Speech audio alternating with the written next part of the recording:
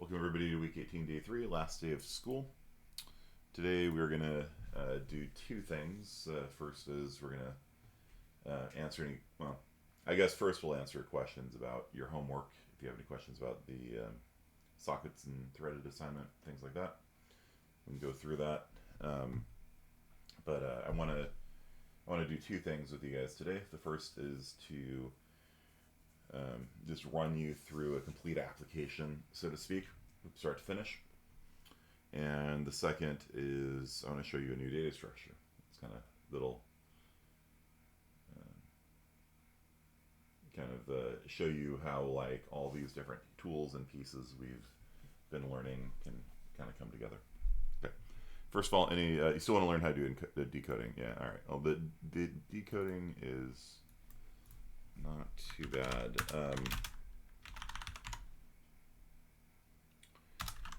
So what happens when you do Huffman coding is you end up with binary view, chnod, everybody, user may execute binary view.sh.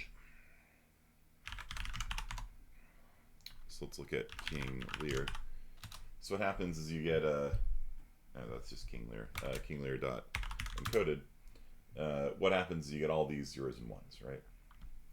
And so what you do is you read one bit at a time. And when you have a Huffman tree at the end of it, you read one bit at a time. 0 means go left in the tree, 1 means go right in the tree, right? So looks like you've already got the dict file. The dict file is essentially the trie, right? And so what you do for the decoder is you rebuild the trie using the dictionary. And page. So let's say that you've got root and always left is 0 and always right is 1, right? And then these are leaves for A, B, and C. Okay. So let's say that the encoded file is like 110011001. So what you do is you start at the beginning and you start at the root and you're like, well, 1. Okay. Well, we go to the right. Is that a leaf? Yes, it is. Okay. Echo C to the screen. And then reset where we are back to the root. Cool. Read the next letter. 1. Okay, same thing. That's a C. That's a leaf. Go back to the root. Okay, next 0. All right, so we're at the root, and now we're here. Is that a leaf? No. Keep going. All right. Read the next letter. 0. Okay, that's a leaf. Output A. And retreat back up to the root. So you just have a temporary pointer that just moves left and right around the tree. Now we get a 1 again and a 1 again. So that's going to be a C and a C. 0, 0, 1. 0, 0 is another A. 1 is another C. 0, move down to here. 1, move here. We get a B, and we're done. So that's all it is. And so for the decoding, you're given something that looks like this, right? And so you just reconstruct the trie using the dictionary, and then you just read one bit at a time. And every time you start at the root and you move right if you get a 1, you move left if you get a 0, and you just check to see if you're a leaf. So you probably could do this even without doing pointer tricks and things like that by just doing string comparisons. It's probably a little bit slow. But you can just see if the number, we write a 1, does that match any, like a hash table? Actually, that would not be slow, right? In fact, I could probably code that for you really fast.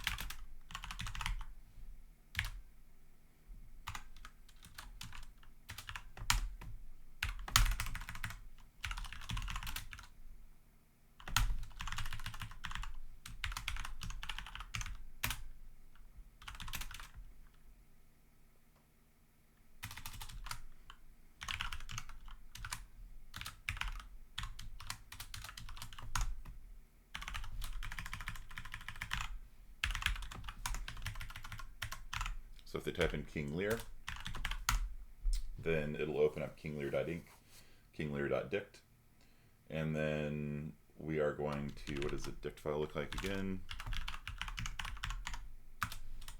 It's just a character followed by a space and a colon and a space and a string cutout. Oh, okay. All right, so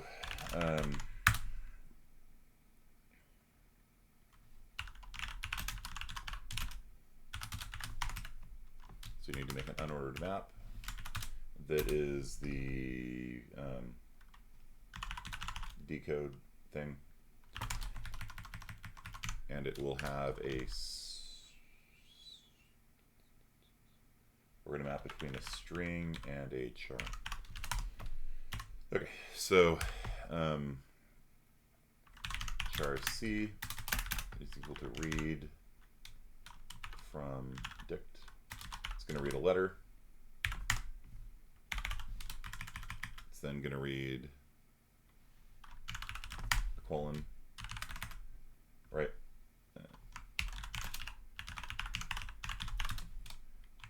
Snap this over here.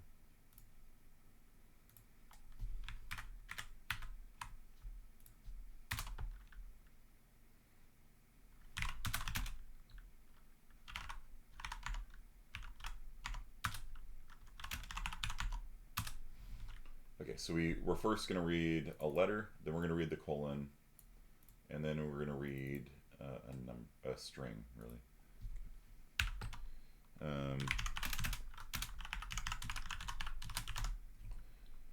So we read a letter, a colon, a string, and then we're going to insert that into the unordered map. And the string here is going to be the key, and then we're going to use that to look up the character. And I'm doing this without doing the whole binary tree thing, without having to reconstruct that. Okay, so I'm going to insert into the unordered map, dot, what's it, insert?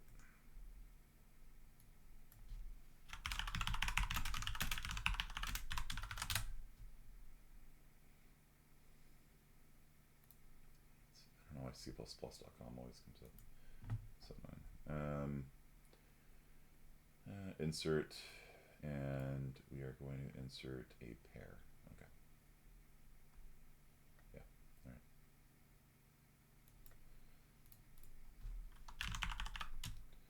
We're going to insert the string and the character. Like that. Doesn't like that. Cannot use dot operator on a type F. Decode. Doesn't like it still. No matching or reflection. String char. That's string char. There we go. Okay. For every pair in decode, we will see out p dot first, followed by the tab character, followed by p dot second. Okay, do you guys follow what I'm doing here? This thing here is going to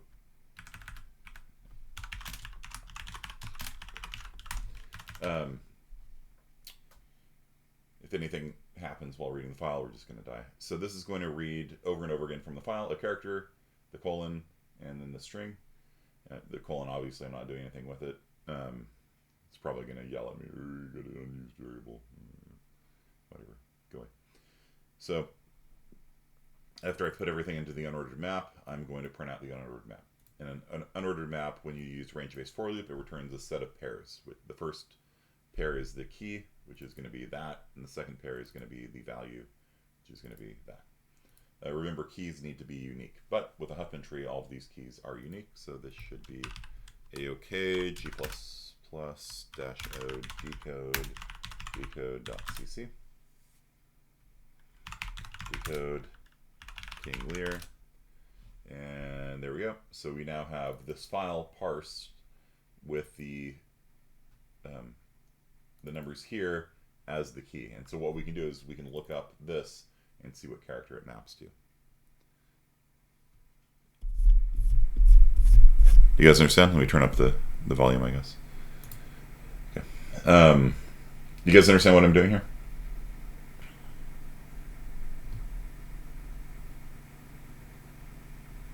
Does this make sense? Super loud now.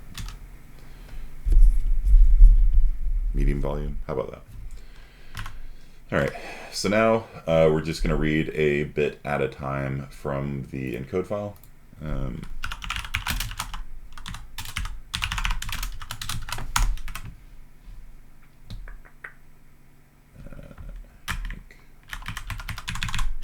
We're going to read a bit at a time from the encode file.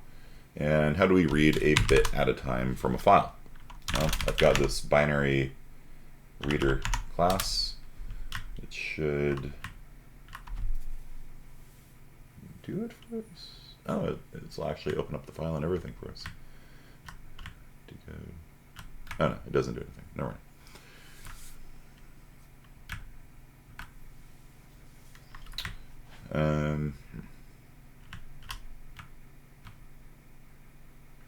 Yeah, this I would have to implement this, but yeah, what the idea is, I do want to get on with my lecture, is we'll do something like this. We'll you know, do something like this. Bit b equals read from the encode file. This we have to write because the binary reader is not written, so we need some way of reading a bit out of a file. And then we would probably, no, I don't want to waste much more time on this. We would do something like this, right? We'd read one bit, and then we would have a string s.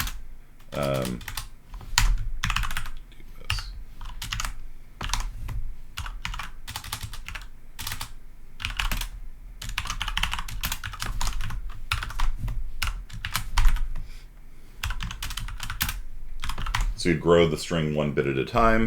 If decode dot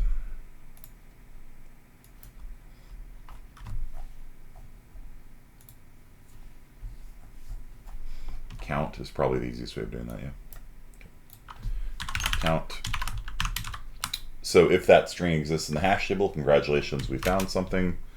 Then we will see out to the screen. Decode dot, what was it, find returns an iterator. So if we search for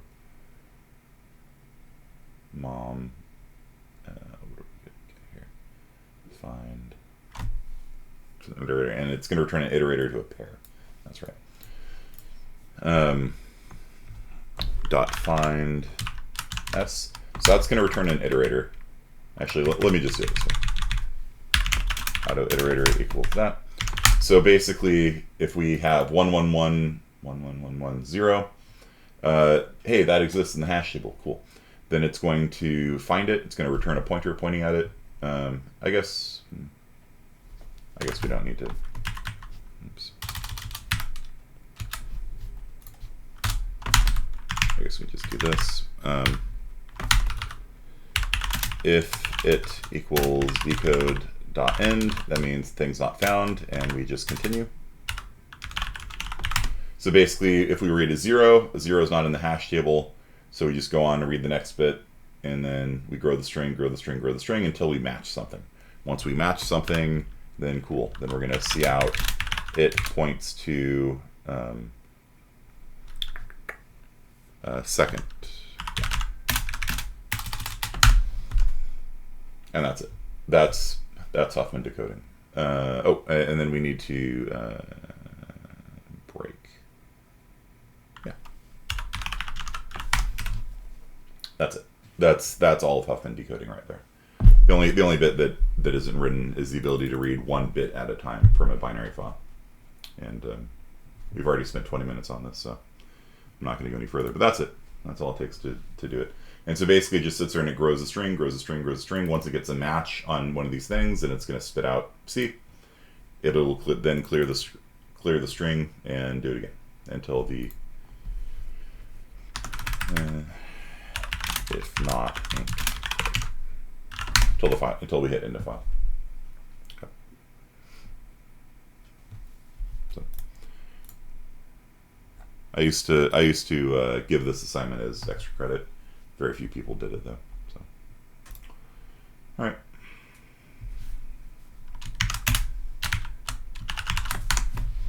It might be actually nice to add to my read library like a read bit or something like that. Okay. So that is that. All right, so I have a challenge for you guys.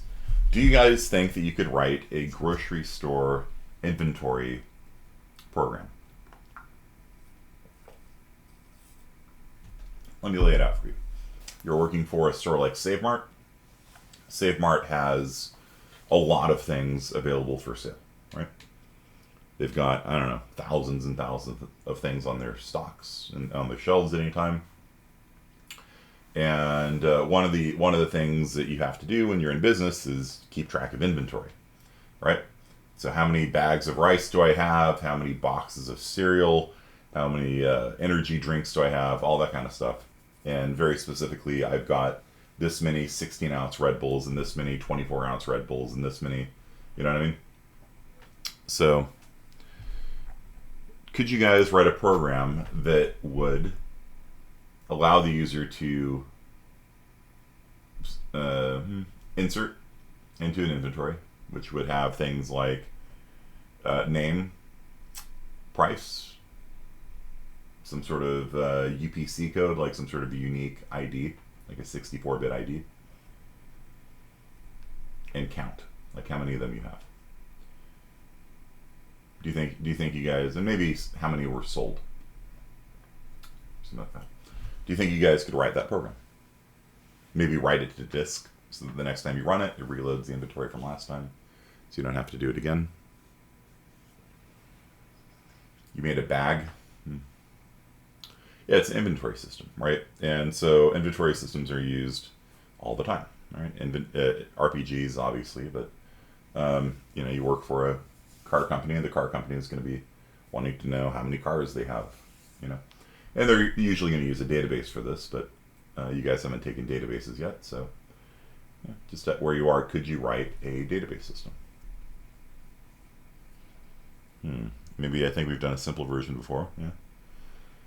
So, what data structure would you use? First question.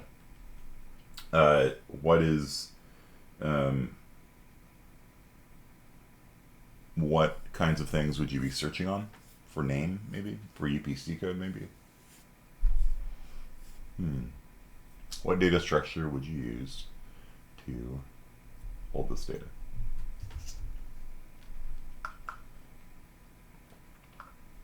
You know roughly what the order of the problem size is going to be. So maybe, let's say 10,000 different items, let's say. Tomatoes, cucumbers, pre-made salad, swordfish. Can you repeat the question? I had a lag. Let's say that you are tasked with writing an inventory system for Save Mart, for a grocery store. And they've got 10,000 different items, or so. That's sort of the order you have to worry about. And every item has a name. It's got a price. It's got a UPC code, some sort of unique 64-bit identifier, and a count of how many are on your stock shelves, and probably a count for how many have been sold within the past, you know, week or something like that. A bit field, huh? Bit field. Interesting. I don't know if a bit field would work. Bit fields are usually true or false, right? Do you have a tomato? True.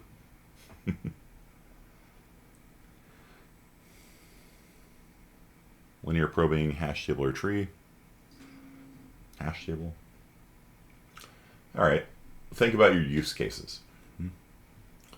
if you have a store manager,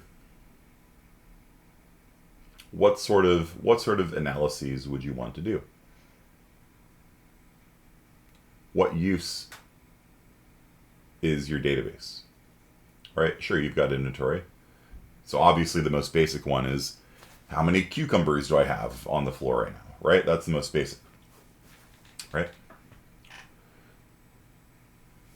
But what other kinds of analyses would a store manager want to do? You guys have all been to grocery stores. I'm sure you can think of this. Just think about it.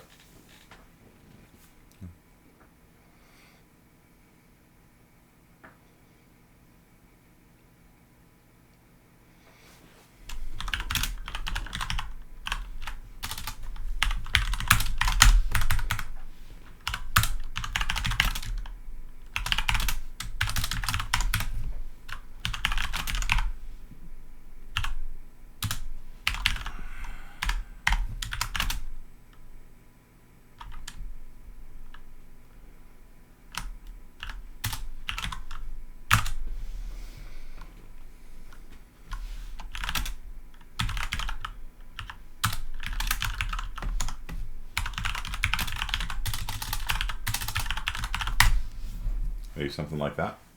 Right. What department is in? Yeah. That could be an enum, maybe.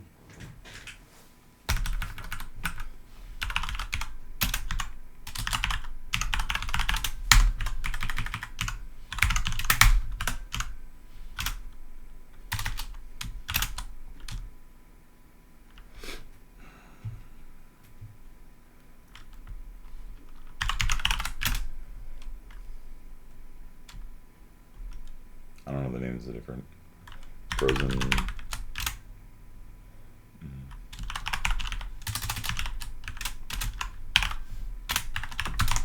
Yeah.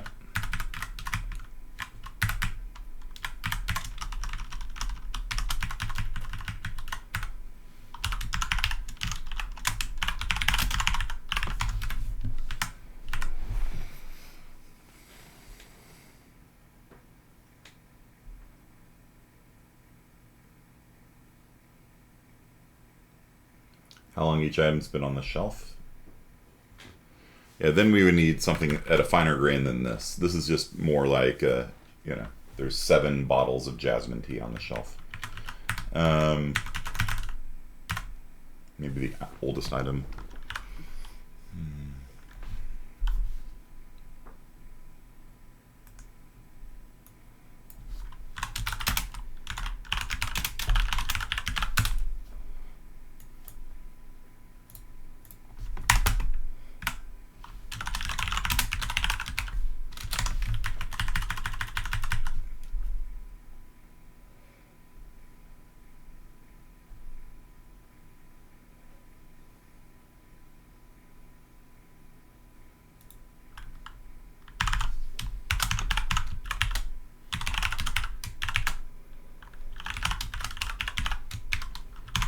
If you're going to make fun of me for not having this memorized, I will again point you at the lunacy of the standard library.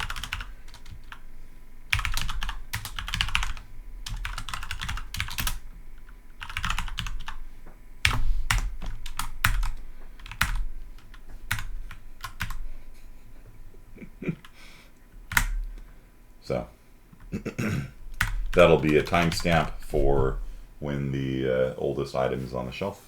Something like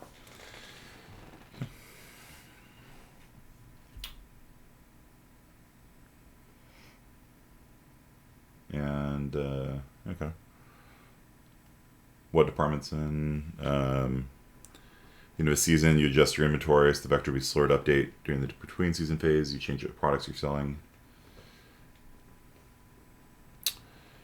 Yeah. So we've got these things here.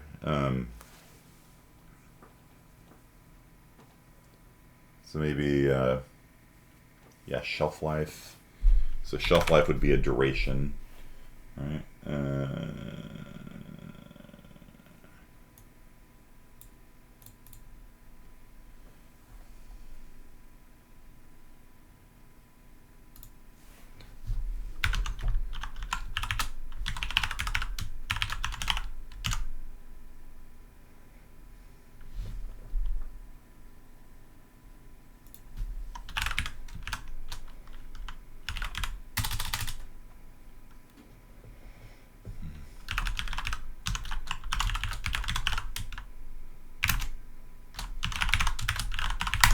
again, it's completely absurd how long these types are.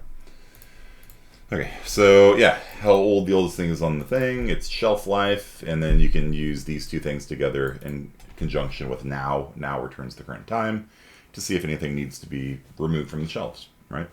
Good. Damaged products.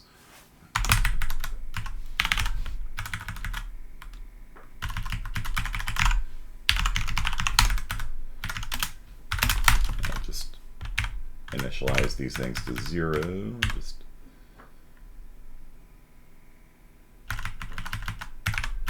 safety's sake. Okay, so what sort of queries would a grocery store manager do? Right. The simplest query. Let's actually go through the design process. It's the last day of school. I want to actually walk you through how, like, your mental strategy for how to actually write something like this, right? The first is you would go to Save Mart and you would like talk to an actual manager. It's like, hey, what sorts of things do you need to know about your inventory, right? And they'd come back and be like, all right, the most basic is like, how many of X do I have on my shelf, right? So I'm going to note this as what are called use cases. Okay. And then you go, all right, what are you actually searching for? Are you searching based on UPC or are you searching based on name, right? So I don't know, usually name. I guess I could do a UPC look if I have to, but it's easier to just search for tomatoes. So, all right, so I'll just write that down because that matters. Do you understand? If they're searching for the name, that's actually going to affect my data structure rather than searching for the UPC code. UPC codes are unique. Names may or may not be unique, right? So that's actually going to affect my decision when I build the system. What are you searching for? Whatever you search for is the key in a hash table. That's what's fast. It's fast to search for a key. It's not fast to just go through the whole thing and search through the values of every one, And so it's really important to get these use cases down first. But he might be like, yeah, sometimes I'm going to search for the UPC because I'll have a list of products and how many, UPC code, whatever. Oh, cool. So we have to search for both of those things and they both need to be fast. Well, can you have a hash table that has two different keys? No. Banana.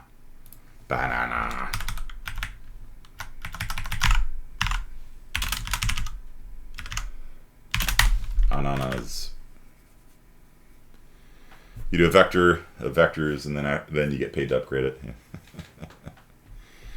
it. 2 hash tables. Yeah, that's actually a valid thing. I mean, you're doubling your memory usage, right?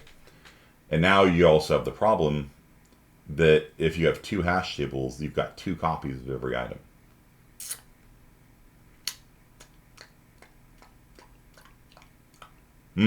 That's a problem. That's a big problem. Yeah. If you're the managers, you first have to make sure the guy coding isn't the same as the DMV guy. You could start off that way, do it with vectors, everything's vectors. And then, if they complain about it being slow, just tell them to buy a faster machine. Go get. In CSCI 45 yesterday, I pulled up the 64-core Threadripper, which is selling for like $5,500 right now.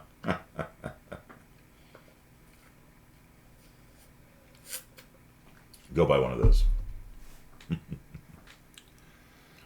Each hash table has to be updated when something's sold at it. Yeah, it's a pain, isn't it? Right? Like if you have 2 hash tables, you got 2 copies of this. That's a pain. Right? Wouldn't it be nice if we could have like a hash table that holds pointers and then they could both point at the same thing? That might be a way. So you're still going to use twice the memory, maybe 3 times the memory. No, twice. Yeah, we'll see. We're going to use more memory, but that's the whole point of a hash table. Whole point of a hash table is to burn memory in order to speed up your stuff. Okay. Now, what other use cases are there? Right? Think big. Like, for example, do managers do forecasting? Because they need to make purchasing. And when you buy bananas, they don't just teleport into your store. You know what I mean? Like, you have to make sure that you buy bananas before you run out of bananas, or people are going to be mad at you and they're going to stop coming to your store, because every time you go to the store, there's no bananas. Or half the times I've been there, they don't have any bananas. They're just sold out. And so managers have to do forecasting, right? So what kind of forecasts what use cases could you come up with for that? Right? What products do we have the least of in inventory? Okay.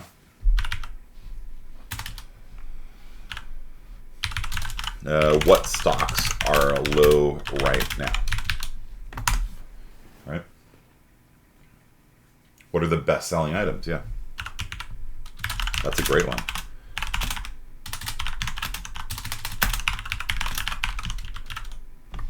And for this one, I would even say, let's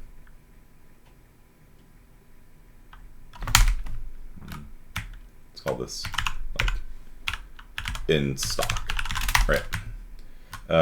I would actually say, sort of the in stock to sold ratio. You know what I mean? Like some items you only have like 2 bottles of like some obscure sauce, and they could sit there for a month, and that's not low stock. It's just normal.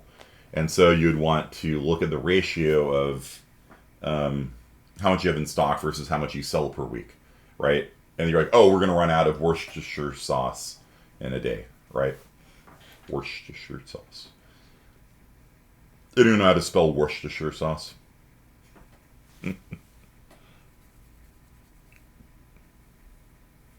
Have a log of when each item is sold. Yeah. Worcestershire.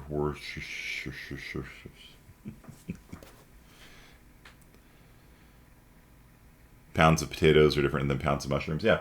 But do you guys see why I'm doing this? Like, you can't just be like a programmer, for one thing. Like, you have to actually start learning a little bit about the domain that you're working in.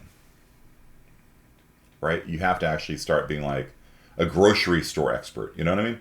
And one of the things, like when you guys signed up for CSCI 40 last semester, some of you, I guess, didn't have me. I said, one of the nice things about computer science is that you can work in any field, and you don't even have to be like a fruit expert to do programming for a fruit company, but you learn. You know what I mean? If you're going to be working in the airline industry, you start learning about the airline industry, and the reason for that is because these use cases actually control how you design your data structures. What is my key? If you make the key the UPC code, because this is a guaranteed unique ID, which makes sense, keys need to be unique. Keys are the things you search on, usually, right? And they need to be unique. If you insert 2 things with the same key, they overwrite each other, right? You can't use in stock as the key. That wouldn't make any sense. Because if you have 5 apples, it'll overwrite 5 oranges. It doesn't even make sense. The name could be a key, as long as nobody ever, comes up with something with the same name. Might be okay. I don't know. But you have to talk to people who know the field, and really come to understand what they need to do, right? Like forecasting, or what they need to reorder, or if you have stolen or damaged items, like, what is getting damaged the most, So,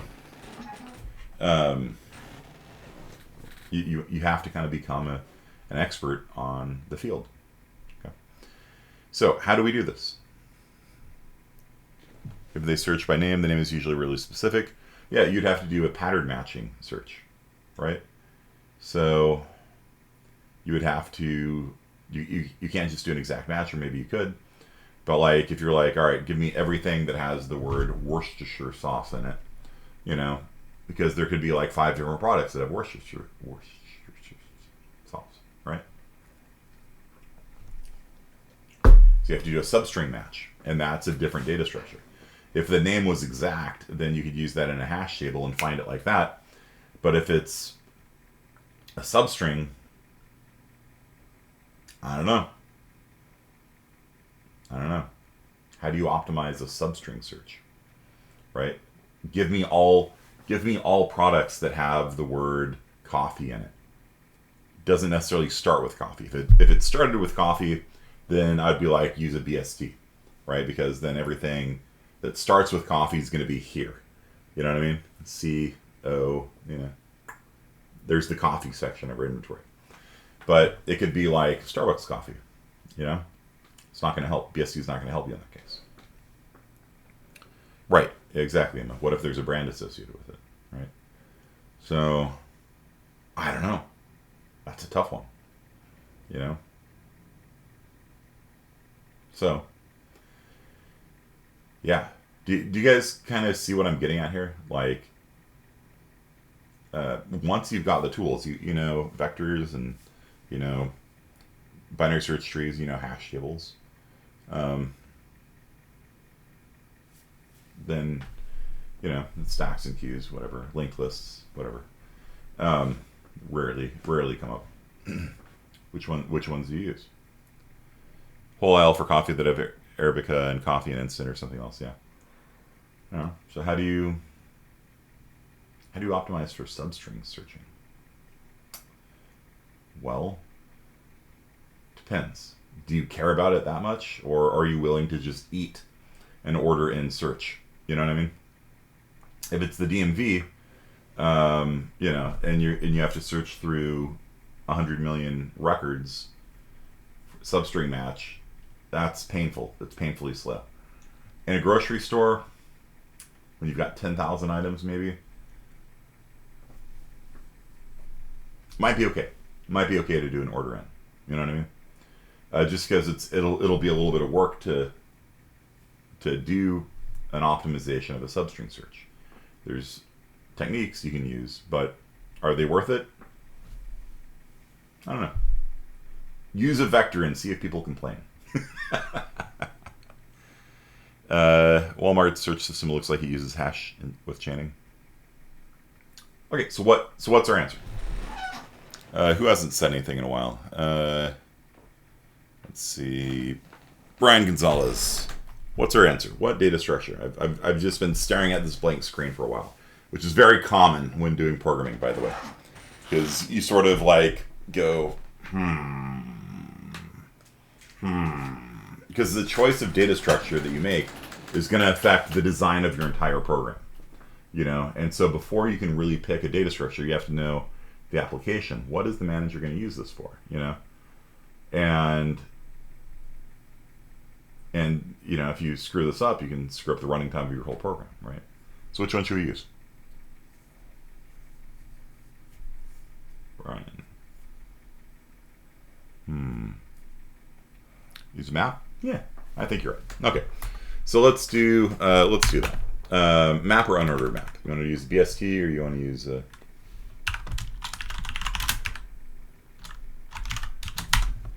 ordered map? Okay, all right, let's do that. We do that. All right, so we are going to make a map, and the map is going to map between what is our key. There's one really obvious key, and that is a uint64t, and I'm in fact going to say using key type equals uint64t.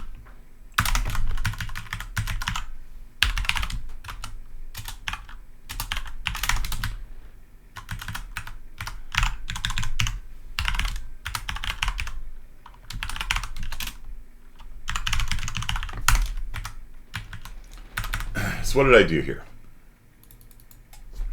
What I did here was I said, I'm going to make a new type called key type, and all it is uint64 underscore t in disguise. Okay. Why would I do that? Well, because what I realized when I was typing this down here was that I just happened to have the right type here. What if somebody later on came around and changed this to be from a unsigned 64-bit to an unsigned 16-bit or something? Then this would break. You know what I mean? So if you ever have something where this needs to be the same as this, then what I did was I made a new variable type called key type, which is, it just holds a type. And then that would be edited, not having to, never write code. Never write code that requires a change in one place to require a change in another place. Because you're going to forget. Especially when you've got millions of lines of code. You change something over here, these things over here, just assume it's going to be an unsigned 64-bit integer, and they all explode. You guys understand? This is actually a really important principle when coding in general. Like never write code that will break if you change something and it requires secretly to be changed somewhere else as well. Is that the same as using a type def? Yes. This is the more C++ way of doing it, though. A type def is a more C. It's from C world. Right? So using is the C++ way of doing it. Okay, so we've got our database here. It will be searching. It'll be inserting, searching, and deleting based on the universal product code. The reason why social security numbers are used as keys for people is because SSNs are unique, UPCs are unique. Right? I think. It's been a while since I've looked at it. UPC. Universal product code. 12 numeric digits. Are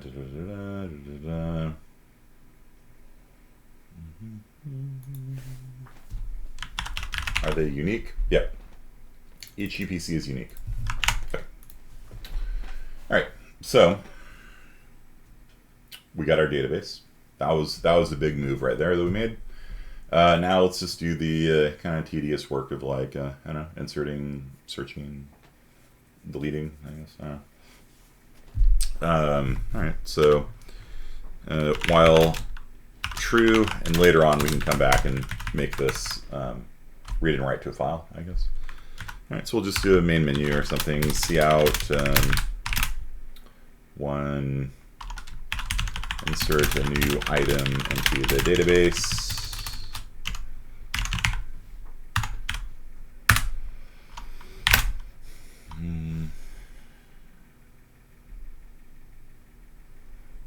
What other operations can we do?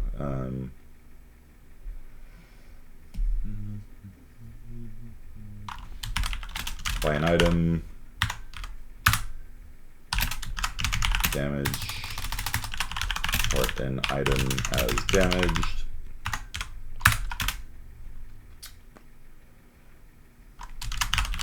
This price.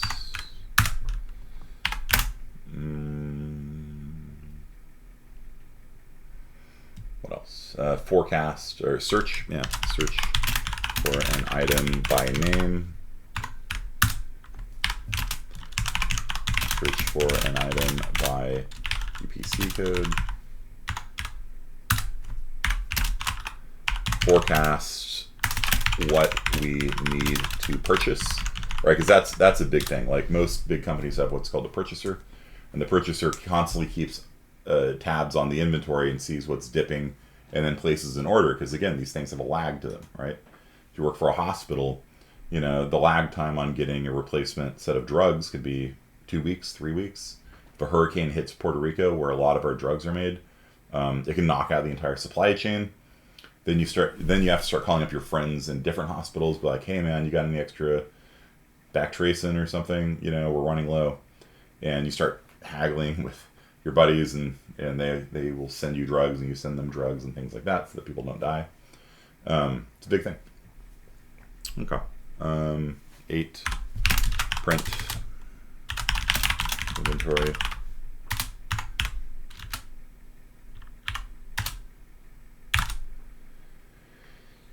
And then int choice equals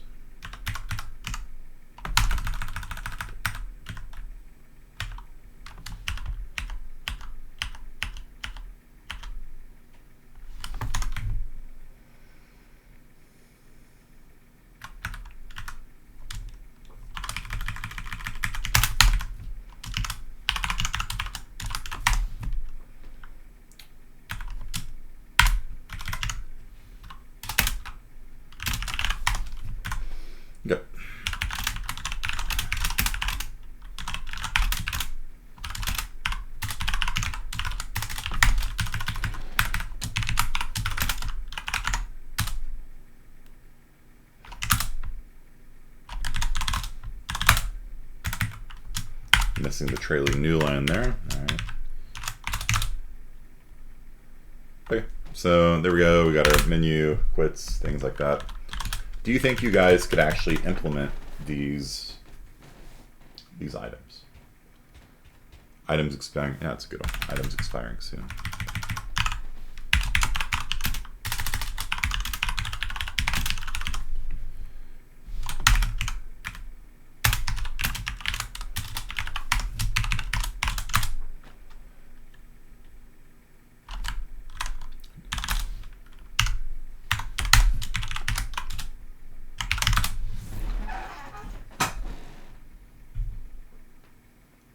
Okay, so there we have a simple console-based application. Now, if you were going to be doing this in a, I mean, Fry's Electronics had a console-based application for all of their stuff. Like they used MS-DOS, I think, somehow. At least that's what it looked like. They had a completely console-based system, and maybe that's why they went out of business. I don't know. But like, you know, this is how I would start. And then once I got the code working, then I'd build a GUI, a graphical user interface. You can click on things and stuff like that. All right, so I'm just gonna leave it there. That I need to fix there. Okay.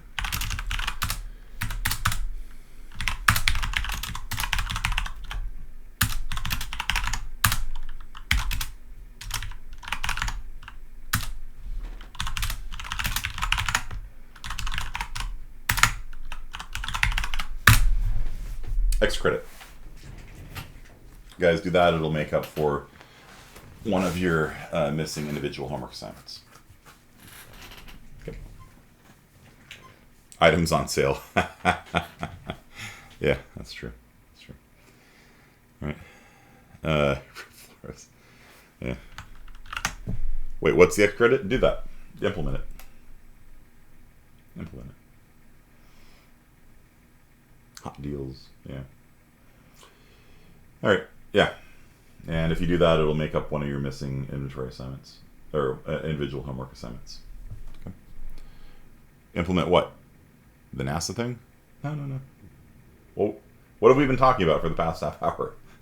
That. Implement it. Yeah. Implement it. There's lots of X credit available. I'm a firm believer in X credit. Students want to work hard, then and learn stuff, then work hard and learn stuff. You know, I'm not going to stop you.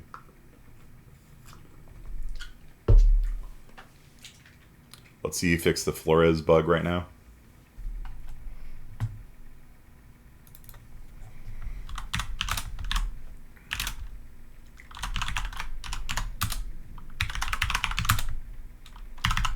There, not in the class anymore. Simple. Okay.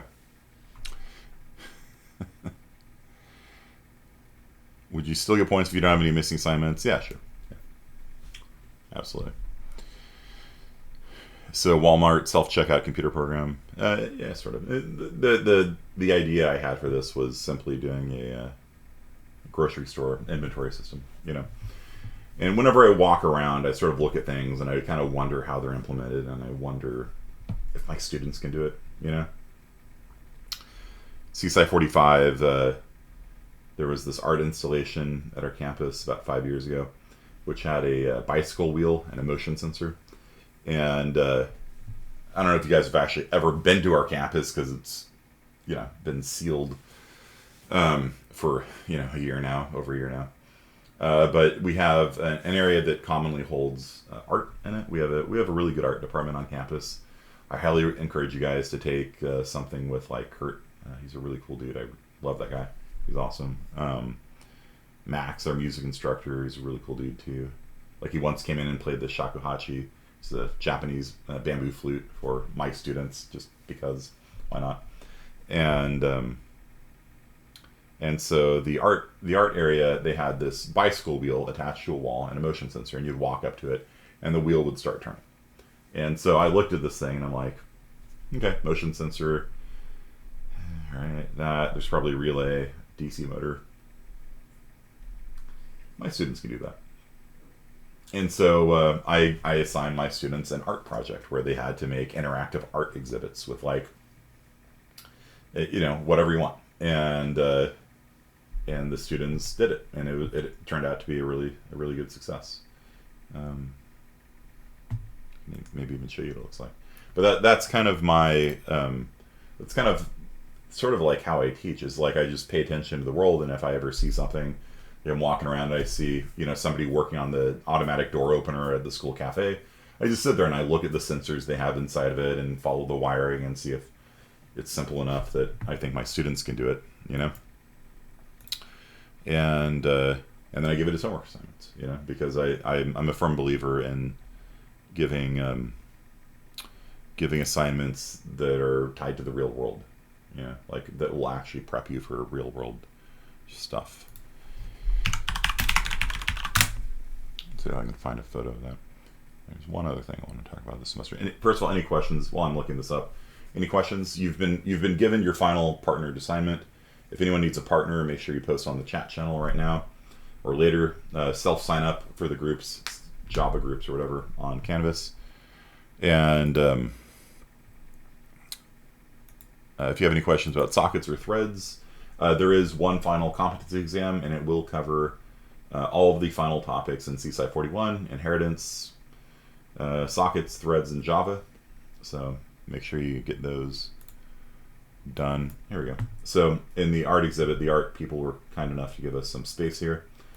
And so this is a laser cut church, and there is a motion sensor here, ultrasound sensor. You walk up to it, and this goat says, hey man, spin the church, man, spin the church. And from inside of the church, they had a speaker playing. You could hear like the monks inside, like eating, like there's sounds of dining. And this is actually Lazy Susan. And so they have a motion sensor on this thing. So when you spin it, you hear screaming and plates crashing to the ground and things like that. It's freaking hilarious. And if you flip the button here, lightning comes down from the tower. They built a spark generator in there, which may or may not have been a fire hazard. And it was pretty cool. And then after it doesn't move for a while, then you hear the monks on the inside get up and start eating again, things like that. This one says speak up and shut up. So it normally says speak up, and then if you get too loud, it tells you to shut up. This is a cat, and you pet the cat, and then there's a little LCD screen here, and it displays messages to you and things like that. And again, when you walk up, it activates, and it starts doing things. And I think the lamp turns on too. This one here, it's got a touch screen, and when you walk up, it says, do you want pleasure or pain? And if you say pain, you stick your finger into the hole here, and it shocks you. It's not actually electricity; it's like a vibrating thing, and it takes your photo when it shocks you. And if you choose pleasure, then it displays the face of the last person to get shocked. And again, this thing turns on when you walk up to it. You can see the ultrasound sensor there. Ninja, what the heck is this? Where did that go?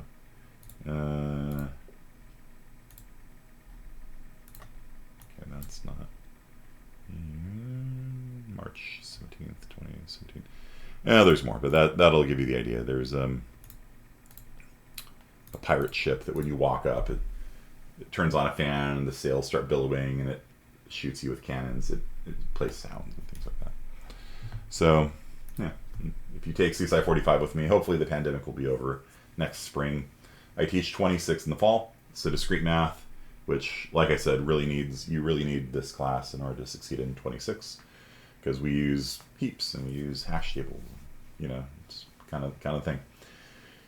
And then in the fall I teach 26, and then the spring I teach 45, and we always do projects and things like that, and it's really a fun class, at least for me. I don't know if it is for the students, but it is for me, because you get to work with your hands, and we have a trophy. The groups that do the best projects get their names engraved on a perpetual trophy. This year I think coronavirus is going to win, so for the 2021 school year, it's just going to say coronavirus wins. Yeah. We made an ultrasound radar gun. Yeah. Okay. So, half an hour left in the semester. When is it due? End of the semester. Yeah. So remember, competency exam, that's due in 2 days, and the last takes of the competency exams will just kind of be rolling out over finals week. So they're like little tiny little mini finals you gotta make, and that will be the end of the semester. I don't think the final 41 competency exam, which covers these 4 topics, I don't think it's very hard. If you've just been sort of alive and with a pulse, you should be able to pass it. But who knows? Okay, so plenty of extra credit to do. Salvage your grade. Python's in space as well is a thing. I know that one of my students messaged me and she said that she was having trouble getting the development environment to work. So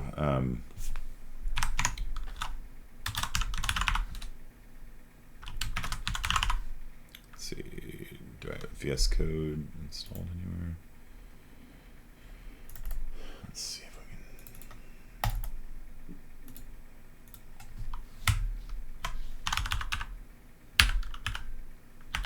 You guys remember the extension IPyB? Do you remember what the extension is for a Python notebook? IPy notebook, something like that. What is the extension for it? IPYNB. IPYNB. Okay. Right. And then we will open with VS Code, and we have a Jupyter notebook. Okay, with the Python extension loading. Python extension now includes Pylance to improve completions, code navigation. Sure, cool, all right. And create a new blank notebook, or whatever. I already have one here. Print 9. Is that? Not a Jupyter notebook, delete. Create a new blank notebook. There we go. And so, now let me hide my face. Okay, so on the top right corner, you see where it says Jupyter Server Local. Python has been loaded. It's idle right now. Bottom left corner here, it says Python. So you sometimes have to click on these things to install the latest and greatest and things like that. There is an extensions explorer over here, and reload required, cool. Do we have Python installed? Pylance is now here. Python is here. Has it been updated recently? Probably. Okay. Recommends different things to you. Okay. So, yeah. So basically, create a new what happened to the other one? Okay. Let's create a new one. There we go. And this is what a Jupyter notebook looks like. And so you do things like, say, print 5, and you hit run like that, and then it prints out 5. And then I can say x is equal to Panda Express, and I can run that, and you see nothing happens because I didn't print anything, but I can now print x, and it'll now print Panda Express. And so basically, a Jupyter notebook is like an interactive. It's an interactive coding experience. You don't have to like really compile your code and run it per se. You just kind of write some lines of code and hit run, and it'll tell you what's going on, and you just kind of go through it like that.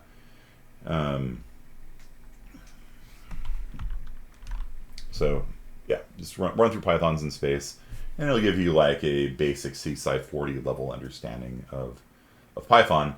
And if you guys are planning on going into data science, guess what? Data science is crazy hard into Python and R.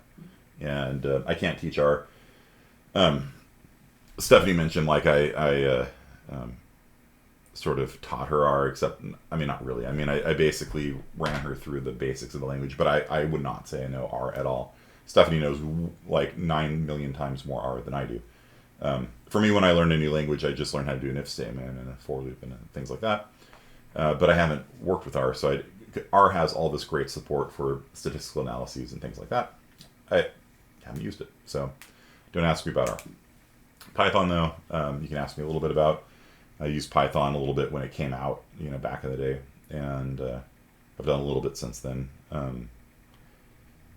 I feel like Python is a little bit hyped too much, like how much easier Python is than C++. It's kind of like, I don't know, like,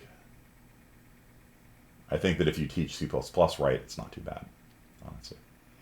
So, yeah. So Visual Studio Code is the tool you will use for Pythons in space. Just make sure that these things have loaded properly. Sometimes it'll pop up a little dialog down here saying install the latest Python, or sometimes the top right corner up here. Sometimes you have to like click on something, and yeah, you can use a remote Jupyter server. Okay, so that's what you need to know for that. But this is valid Python. Yeah. You can multiply strings for sure, and it concatenates the strings together. Python is white space indented. That's kind of the hardest thing to get used to. You can do semicolons in Python, but there's really no reason to do so. They don't do anything. Really, like, so C++ people typically leave semicolons everywhere. You don't really need them. So yeah, but if you're interested in data science, then I would really do this extra credit assignment, because it'll set you up. And there's even a second one, which is the more advanced version of this. I'm not going to give extra credit for it, but I will post it for you guys.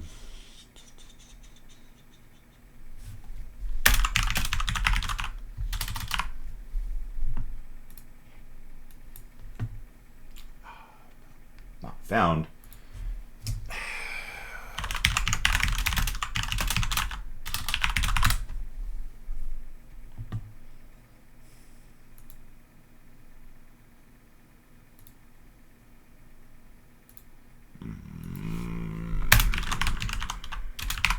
They take it down. That'd be really, yeah. Berkeley, yeah. These are my peeps right there.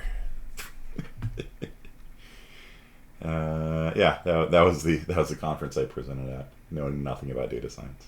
Just remember, if you ever are worried about imposter syndrome, just remember that they invited me to speak in front of 1,000 people at a conference I know nothing about. Right?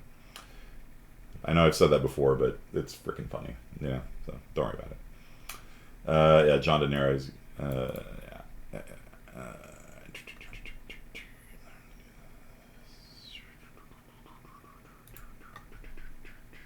Page not found.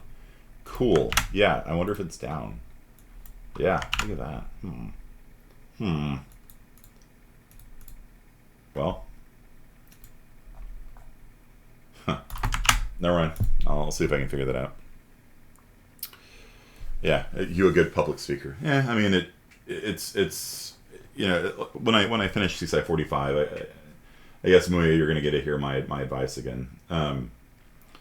There's really three things that you should always be working on in life.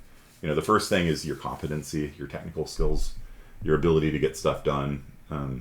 Mastering a subject is really good for the human spirit, because no matter what, you know, no matter what people might say about me, at least I know I'm pretty good about computer science. You know what I mean? And that's a good feeling. It feels really good to be good at something. You know, it doesn't have to be programming. It could be the violin or the guitar, which this semester I've definitely gone downhill in guitar. I was learning guitar over winter break, and then I started Japanese, and I basically decided I'm going to invest all my learning time into Japanese, not guitar. So now I'm bad at both. I'm bad at both Japanese and guitar. Do you remember during your speech to be like, you know, that Muya kid who applied, you should totally accept him? Oh, nah, forgot. I wonder if I can lobby to get you in. No, I don't want you to go to Berkeley. It's too cold. Anyhow, so yeah, work on your technical skills. And the second thing you should always be working on are your social skills. Just always work on being able to talk to people, to get along with people, to read the room, to read people's facial expressions, to body language, look at your body language, look at other people's body language. It's public speaking. Put yourselves into situations where you have to do public speaking. Like, seek out situations where you have to give a speech or you have to stand up in front of a crowd of people and talk, because it's a skill, and it's not the kind of skill that you get often enough, and it's one of the most important life skills, though, is to be able to stand up in front of a room of people and talk. And if you look at the science, there's more people that are afraid of public speaking. Like, people are more afraid of public speaking than they are of death. Most people are afraid of death. The only thing that people are more afraid of than death are public speaking and being rejected by a member of the opposite sex, right? Or the same sex, if that's your thing. And so it shouldn't be, because it's a really good skill to have, you know? And so, you know, when I was a high schooler, I volunteered to read the Bible at my church, you know? So I'd stand up in front of a podium and read, and Nebuchadnezzar went into the Alchemanites and all these giant words that I would kind of stumble over, and you know, just because I wanted to give myself that experience standing up in front of a group of people. And my pastor pulled me aside one day. He's like, "Look, don't stumble over the words." I'm like, "But I don't know how to pronounce the Alchemanites, you know, whatever." He's like, "Guess what? They don't know either. So if you just pronounce it with confidence, they'll just assume that's how it's pronounced." You know, is it Medianites or Medianites? Or, nobody knows. Nobody here speaks Hebrew. Just pronounce it with confidence, and they'll just assume you're right. Right? And so, you know, that's, you know, as long as you portray confidence, and, you know, you learn to speak slowly and enunciate and have good body language. You know, nobody wants to see somebody hunched over, you know, like obviously terrified. I had a computer science professor that was terrified of students, and it was really painful to go to the class. I loved the guy a lot, but he was just constantly hunched over, and he would be writing on the chalkboard, and he would just stop and like look over his shoulder at us and then go back and write again. Like, it was just really awkward. You know, all you have to do is just appear to be confident, and then people will enjoy your talk. You know, most of it, you know, you just get up there and say your thing and act like you DGAF, and, you know, there you go. So, persuasion instead of public speaking. Persuasion is useful too. Yeah, learning how to talk to people, and not bullying them, but like trying to get people to do what you want, just by like showing how it's in their best interest. A really good book to read is Dale Carnegie's How to Win Friends and Influence People. It's a really good book. It's a short book, and it's cheap. It's $10. Honestly, I'd probably read that. You know, if you've never read it, I would definitely read it, and it'll really let you understand how to communicate with people and how to phrase things that you don't offend them, and, you know, think about things from other people's perspectives and things like that. It's a really good book. Weightlifting, yeah, sure. If you look like you can kick somebody's ass, then people are gonna not make fun of you, right? I don't know.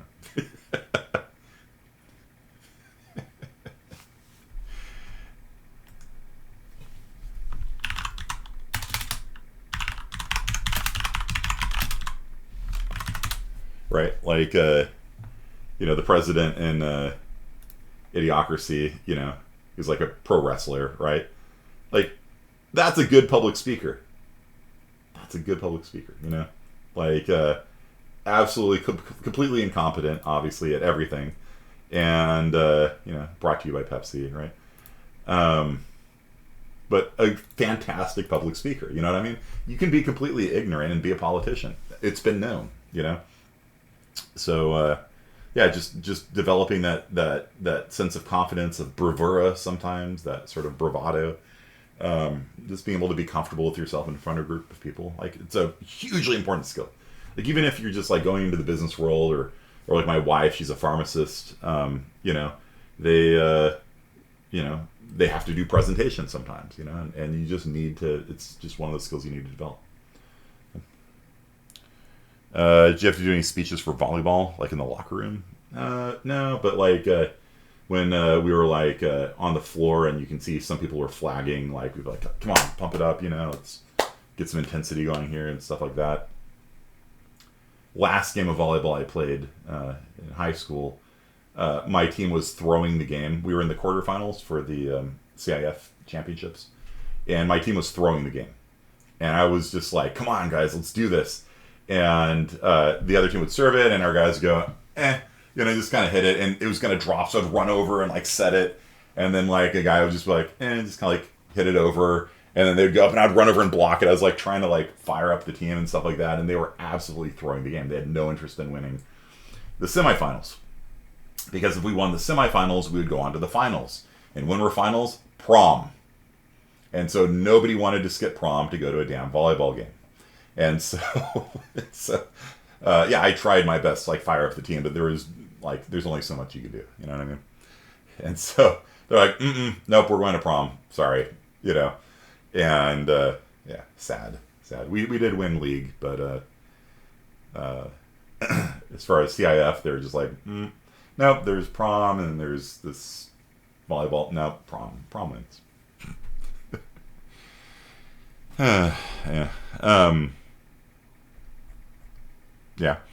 So study human psychology, study how the human brain works, study how humans move in groups and how groupthink works and things like that. It's really important. Okay, so the coach say anything? She was getting furious. She was like, this was the first time that she had a good volleyball team that had gone that far. I think ever. When I was a sophomore, we won league. When I was a junior, we won league. And when I was a senior, we won league. And when I was a senior, that was our best shot ever that she'd had to win CIF. And the guys were just like, nah. Nah. We don't want to win. She was like slamming her clipboard down on the ground and things like that. Yeah. So what can you do? Okay. Yeah. All right. So I guess I'll talk a little bit more about the homework assignment. In 11 minutes, it's going to be IS50B. If you guys want to see a new data structure, I will introduce a new data structure then, and you guys can maybe catch a glimpse of like what game development's like. If you want to take game development, I teach it over the summertime. I teach game development actually every semester now. It's kind of a thing. And it's a good way to kind of keep your technical skills up over the summer. It's fun. You get to play games, think about games, and write games and make games. And it's fun. It's good way of beefing up your technical skills. Okay, so Java Chat, Java Jeopardy, sorry, is the name of the game. And what we have here is a fully working client. So I've given you working code that all the networking stuff's already set up for you. So all you really need to do is layer a game on top of it. Okay, so I've started off with the, there is a bug in the code, and you have to find where the bug is. It's incredibly difficult to find. It may take you hours and hours to determine where the bug in the code is. It's like a treasure hunt. I'm not going to tell you what the answer is, but it's incredibly difficult and hard to find bug, especially when you don't know Java. Like in Java, who knows how comments work in Java? It's anyone's game, right? 6-week course, it's a 4-week course. So game development is July. Okay. And so game development is July. And every day in July, we do game development. And we do Unreal Engine, and we do, So Muya, it's a very hard bug to find. Don't tell him Muya. Like, don't give him any hints on this one. It's somewhere on this page. That's all I'm going to say. Somewhere on this page, there is something you need to do in order to get the code to work. Okay. I'm just going to leave it there. Okay. Don't help him. If they ask you in office hours, like, don't give it away. Okay.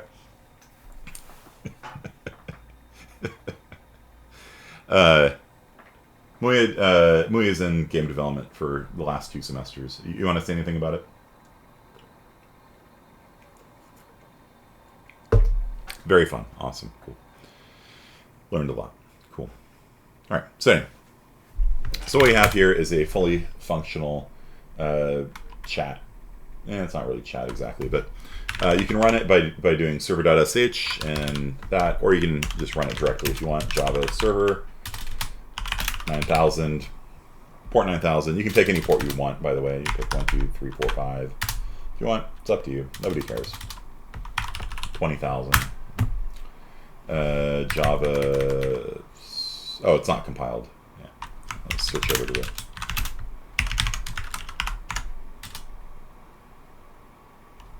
Oh.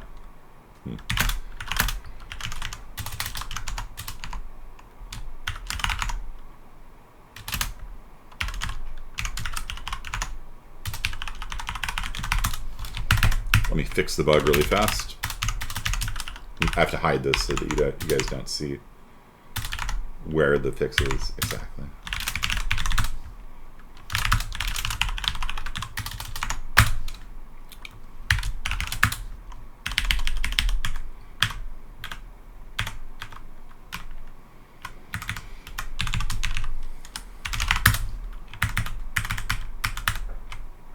Okay, so when you type make, that builds the project for you. That way you don't need to remember a Java C or anything like that. Just type make, works just like before. It's actually going to generate 3 different class files. One is for server.class, and this is a nested class, so it's a class within a class, and so it actually gets its own class file. Every class has its own class file. It's like a .o file, basically. And so this is saying the server thread class inside of the server class, essentially. Okay. And how many ports are there? Makes you want to go into computer graphics. Yeah. Honestly, if you take a computational geometry class at the junior level, you're probably pretty, like what I did was I based a lot of these assignments on the UC Irvine computational geometry class, and looked at the homework assignments they have and kind of just scaled it down to the lower level a little bit. So, for example, we did sort of a half-assed version of Delaunay triangulation. So how many people per group? I don't know. I don't know if I set a limit on it. Maybe I did. Okay, so how many ports are there? I think it's an int. I don't know. It's the only really restriction you have on ports is you can't open up port like 1000, right? Because port 1000 is protected. Anything below port 1024 is protected. So if we open up port 1024, that works fine. If we open up port 1023, it doesn't work. Okay. So sometimes I press make, I get a file created. It's called that's actually the input tester. So if you cancel out of the input tester, the input tester writes into a temporary file, which I made by just like whacking keys on the keyboard. So if you ever see a file that looks like that, just delete it. It's fine. That's just the temp file used by the input tester. Okay. I probably should fix the input tester, call it like delete me or something like that.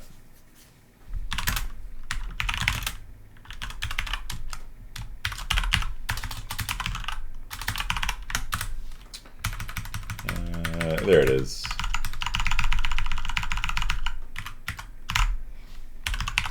Delete me. Okay. So we'll tell you can delete it safely. All right. So anyhow, so how do we run the server? So we're going to go server.sh, or you can use or you just run it directly. Either way, it doesn't matter. Server.sh port. I pick port 9000. Somebody else is using port 9000. Damn it. All right. Warhammer 40K time. Boom. All right. So the server's running. I'm going to snap that over to the left-hand side. This is multiplayer and it's networked. So you need to open up another PuTTY terminal, all right? And so you need to go into Java Jeopardy. And then I'm going to run client.sh port Warhammer 40K. There we go. Enter your name. You can see down here on the server it says a client connected. My name is Bill. All right, and now I'm going to open up another terminal. Let's see. Is it in the middle here? I don't know. Yeah, I'll just snap it over to the right side. CD Java Jeopardy reference. Also client.sh, line 40,000. Name is Bob. Welcome, Bob. Okay, so this is what I have so far. Right now, you can just give an answer, and it'll flip a coin and be like, you're correct. Oh, you got it wrong. Okay. And then if you look over here at the, let's see if I can snap this to the bottom left corner. There we go. And I'll snap this to the top right corner. There we go. So you can see over here on the server, it's printing out the current scoreboard, right? So Bill's at 100 points, Bob's at negative 100 points. So all that's done for you, okay? So what you need to do is take this completely operational system, except for that one super secret and difficult bug that I put in there for you guys. And you need to layer a game show on top of it. Everything's basically been done. You just have to have the server send a question to the client. The client sends the answer back. The server has to be like, yeah, it's correct, or no, it's not correct. Right now, the server just flips a coin because there's no quiz show. So what I've done is it's called mocking, you know, not like you're making fun of somebody, but like you just simulate something, right? And so right now it's simulating people getting it right or wrong. You know, there's no actual quiz show. It just flips a coin. And if you get it right, your point goes up by 100. If you get it wrong, your point goes down by 100. And that's what we got so far. And you can keep answering questions. And as you answer questions, you see that Bill can go quite far ahead of Bob. And he's on question 10 now. And Bob, who's doing terribly, is, you know, can be behind. So what you need to do for your assignment is, let's quit out of these things here. What you need to do for your assignment is you need to, first of all, put your name, your partner's name at the top of the server.java file. Okay. If you don't put the names up there, you probably won't get points. Okay. And so I show you guys how you can run it right now. And again, if port 9000 is being used by somebody else, just pick a different number. I just picked 40,000. Okay. And so in order to get points, here is the grading system. Okay. So there are 5 bullet points you have to do. For each thing you do, you get a letter grade. All right. So point 1, have the server begin the game when exactly three people connect. Right now, the game can begin with 1 person, or 2 people, or 4 people. The game needs to wait until exactly 3 people are in the game, and then you begin. And before that, the only thing they should do is like, what's your name, Bill? And that's it. And so there is a data structure, like if you're like, how the hell do I do that? There is a data structure here called concurrent hash map. And concurrent hash map keeps track of every name of every person in the server. And so all you have to do is say, are there 3 names in the concurrent hash map? If there are, begin. That's it. Okay? And so until then, don't issue any commands. Just wait while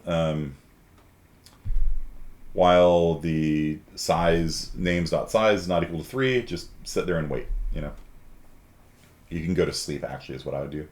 Don't just spin lock. Don't do an infinite loop where it just sits there checking over and over again. I would check and then go to sleep for 1/5 of a second, then check and then go to sleep for 1/5 of a second.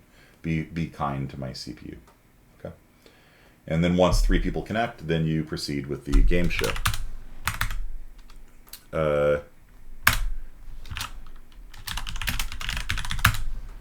Yeah, so you can do a visual split like this using :BSP. So you can have 2 files open at the same time. Cool. There's 10 different ideas for extra credit. All of these are worth extra credit, and you do as many or as few of them as you want.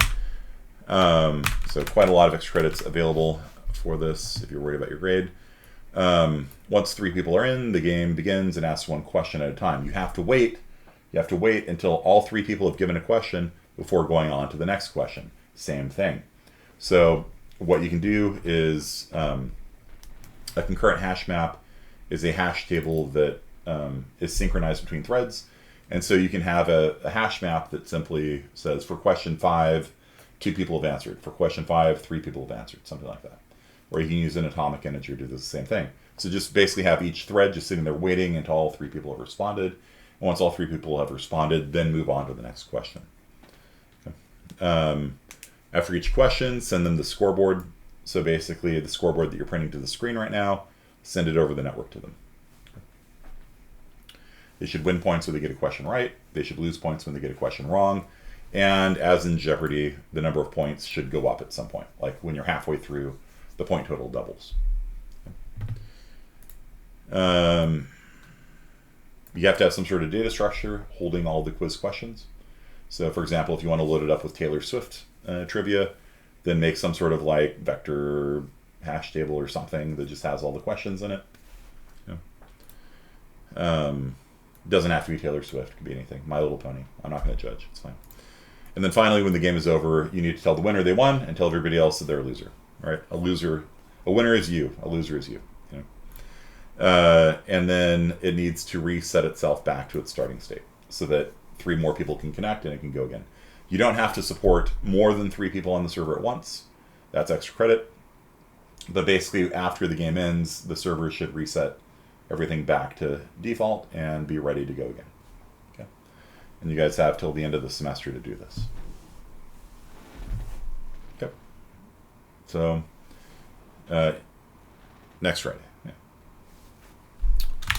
That's the assignment. And so feel free to hang out. I'm about to go over a new data structure that's pretty cool in IS50B. But that's it. So thank you guys for being tolerant of the online learning environment. I hope you guys learned a lot of stuff this semester. Had a good time. I know some of you guys are leaving for bigger and better things at other institutions. So I'll miss you. Sorry, I've never actually seen you in person. But such is life in the pandemic. Yeah, say hello to you. Hopefully I'll see some of you guys in the fall. Maybe in person, maybe not. We'll see. Right. So, thanks you guys. Honestly, thank you for being great students.